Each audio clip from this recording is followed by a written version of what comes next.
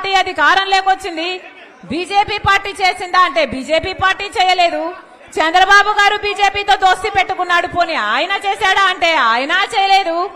ఆఖరికి జగనన్న గారు చేస్తాడా అనుకుంటే అసలు మాకు ఈ ప్రాజెక్టే అవసరం లేదు, బెంగళూరు టు కడప అసలు రైల్వే లైనే అవసరం లేదు అని ఈయన లేఖ రాసి ఒక చిన్న రైల్వే లైన్ అడిగాడు అంటే మరి ఇక్కడ ఈ వ్యవసాయమైనా ఈ కార్గోకైనా మార్కెటింగ్ అయినా ఎంత పనికొచ్చేది ఆ రైల్వే లైన్ అంటే ఒక పెద్ద ప్రాజెక్టును ఇచ్చేసి ఒక చిన్న ప్రాజెక్టును కావాలని అడిగితే ఆ చిన్న ప్రాజెక్టు కూడా అసలు ఇంతవరకు శాంక్షన్ కాలేదు, ఇంతవరకు జరిపించుకుంది లేదు. ఇది ఎలా ఉంది అంటే మట్టి బిందెను తీసుకొని బంగారు బిందెనిచ్చినట్టుంది. ఇది కాదా చేసింది జగనన్న గారు బీజేపీతో దోస్తీ పెట్టుకున్నారు.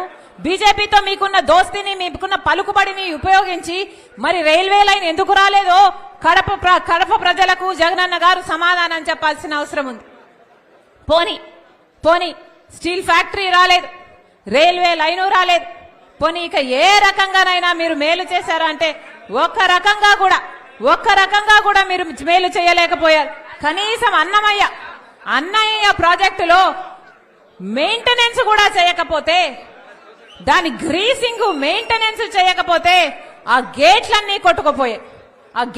కొట్టుకుపోతే ఆ వరద నీరంతా వచ్చి 450 కుటుంబాలు ఇల్లు కోల్పోయాయి, 40 మంది ప్రాణాలు కోల్పోయారు.